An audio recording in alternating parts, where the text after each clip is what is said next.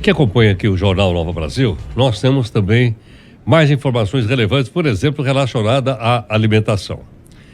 Pedimos à doutora Edivânia Soares, que é nutricionista da Estima Nutrição, para conversar um pouco conosco.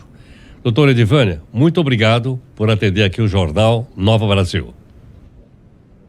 Imagina, obrigada a vocês pelo convite, e é sempre muito especial compartilhar informação e deixar as pessoas mais saudáveis, né? Exatamente. Doutora Edivânia, muitas vezes as pessoas passam na feira livre, naquele horário final, que o pessoal chama de xepa. E ali os produtos, por exemplo, tem um mamão que está meio batido, meio assim, diferente. Às vezes tem uma maçã que está, como a gente diz popularmente, bichada, um pedacinho, eles deixam lá. As pessoas levam para casa e cortam aquele pedaço e comem. Isso é perigoso ou cortar é o suficiente? Não, é extremamente perigoso, porque na verdade, Heródoto, o que acontece? Quando você pega uma fruta que ela tá aparentemente boa, que às vezes não tem nem aspecto de mofo, mas ela já está com crescimento microbiano, que a gente abre e sente o cheiro, isso já é ruim. E quando aparece o mofo, é 2 vezes pior, porque ali você tem um crescimento de bactérias muito grande. E essas bactérias, elas podem levar tanto alergias alimentares, desconforto gastrointestinal, piorar também a parte de refluxo, levar a intolerâncias alimentares. Então, assim, é extremamente perigoso e totalmente nocivo para a nossa saúde. Não é... Eu sei que, assim, a gente pensa em questão de economia, exatamente, mas a fruta, no processo de deteriorização, isso é uma deteriorização para o nosso organismo. Não dá para deixar, não. Agora, doutora Edivânia, quando ela deteriora por inteiro ou só aquele pedacinho que a gente corta para comer o outro pedaço? Não, para a fruta já começar com aquele processo, aparecer o mofo, ela está inteira contaminada. Porque que acontece? A fruta ela é rica em açúcar. E o açúcar é um condutor para as bactérias se desenvolverem, falar assim, né? Onde tem açúcar, a gente tem o meio de cultura. Então, ela por inteiro, ela já tem aquele crescimento. Só que naquele foco, ela está com um crescimento muito maior. Então, tem frutas, um exemplo, que a gente pode guardar na geladeira para justamente retardar esse processo do envelhecimento e fazendo com que ela não mofe para a gente consumir um alimento saudável. Então, ela por inteira, Heródoto, por conta do açúcar da fruta, ela já está totalmente contaminada. Agora, vale também para a banana, que às vezes só um pedacinho de cima tá ruim, a gente derruba ele e come o resto?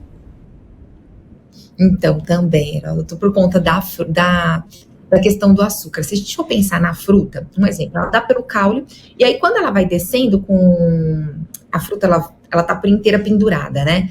O açúcar, ele vai descendo pela fruta toda. Então, assim, é como se tivesse ramificado.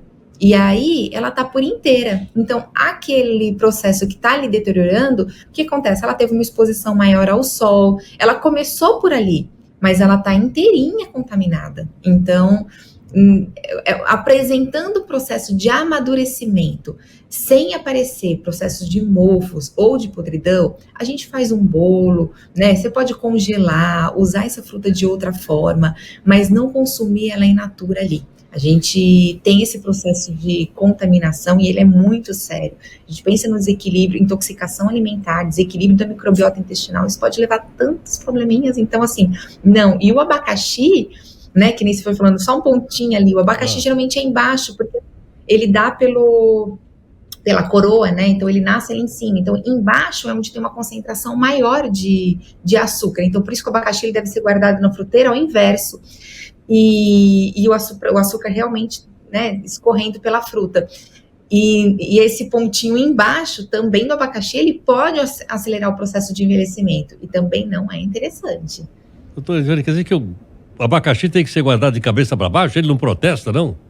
Não protesta não. O que acontece? O açúcar, ele vai caindo, né? Que nem a laranja, ela, né, pendurada, todas as frutas, elas são realmente penduradas, então o açúcar, ele vai escorrendo. Quando você pega o abacaxi, que ele tá por baixo, para ficar mais docinho, a gente guarda ele no inverso. Não sabia, não.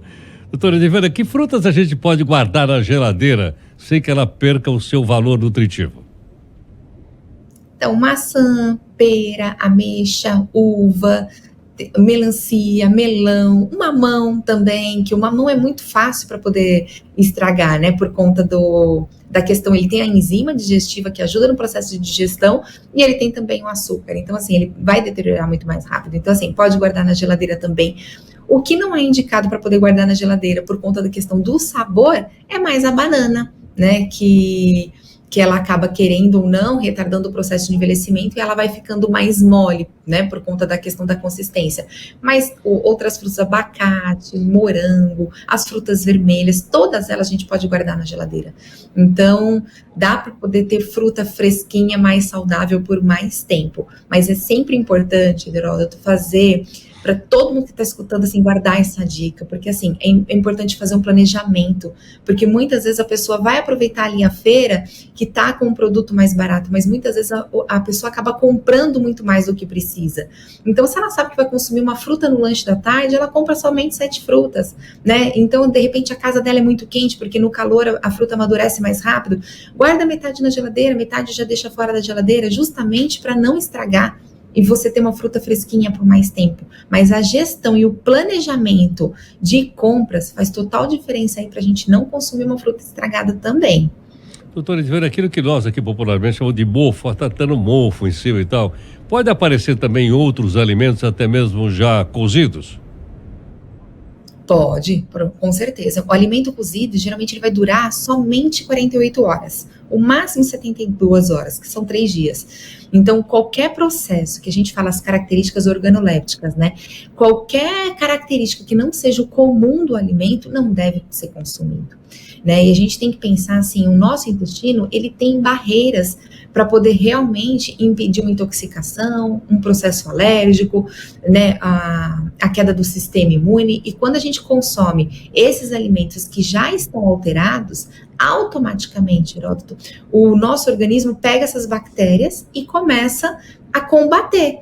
Nisso, a gente começa a ficar com gases com odor mais fétido, distensão abdominal, a evacuação, a gente tem uma escala de Bristol que a gente acaba usando para poder qualificar a nossa qualidade intestinal. Ela entra num desequilíbrio, então o bolo fecal acaba mudando. Então, são coisas que a gente consegue observar na nossa saúde para ver se a gente está consumindo um alimento aparentemente bom, mas que não esteja bom. Mas todo e qualquer alimento apresentou mofo, um queijo, você pega metade e tira, não pode, ele já está realmente num processo de deteriorização e isso vai causar danos à saúde, sim. Né, o requeijão tá só um pontinho, não, qualquer aparência de mofo, isso tem bactérias patogênicas para o nosso organismo, então é completamente nocivo. Perfeito. Doutora, eu ia perguntar também sobre a caipirinha, mas vai ficar para outra entrevista. A caipirinha não aproveita mofo, não. O álcool ele queima tudo. Por mais que tenha o açúcar. Muito obrigado pela gentileza. Imagina, obrigada a vocês pelo convite, viu? Um ótimo dia para vocês. Igualmente, doutora Edivânia Soares, nutricionista da Estima Nutrição. Tá aí, portanto, informações relevantes apresentadas por ela para você que acompanha aqui o Jornal Nova Brasil.